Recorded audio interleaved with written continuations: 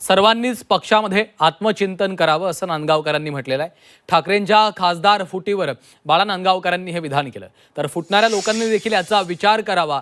पक्षप्रमुख हे कार्यकर्ते आणि नेत्यांना जपतात असं देखील नांदगावकर यांनी म्हटलेलं आहे।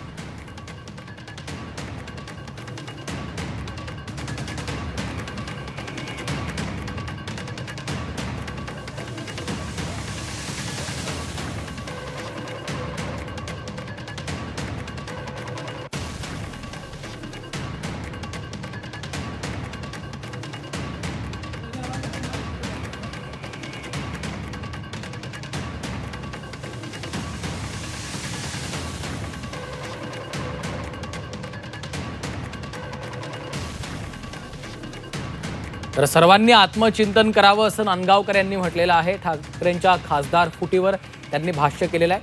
फुटणाऱ्या लोकांनी देखील आता विचार करावा। पक्षप्रमुख हे कार्यकर्ते आणि नेत्यांना जपतात असं देखील विधान नांदगावकर यांनी केलेलं आहे। सर्वांनीच पक्षामध्ये आत्मचिंतन करण्याचा सल्ला देखील नांदगावकर यांनी दिलेला आहे। शिवसेनेनेही आत्मचिंतन करायची गरज आहे। उद्धव ठाकरेंची किंवा त्यांच्या सगळ्यांनीच आपल्या पक्षामध्ये आत्मचिंतन करण्याची गरज आहे।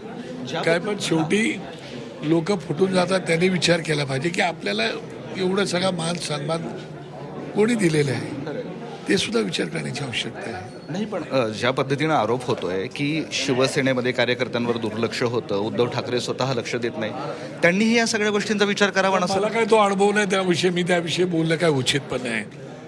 पण मला असं वाटतं की एक पक्ष चालवणारा प्रमुख हा नेहमीच आपल्या कार्यकर्त्यांना तळ हाताच्या फोडासारखा जपत असतो।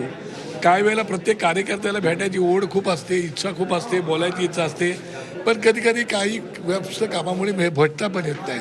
अशा वेळेला कार्यकर्त्यांनी पण आपल्याला समजून घेण्याची आवश्यकता आहे की आपण तिकीट मागताना कोणाकडे जातो, आपण तिकीट घेतो आणि पुढे काय होतं त्याचा विचार करण्याची आवश्यकता। कार्यकर्त्यांची ही भावना असू शकते, पण नेत्यांची पण हीच भावना बिलकुल असली पाहिजे।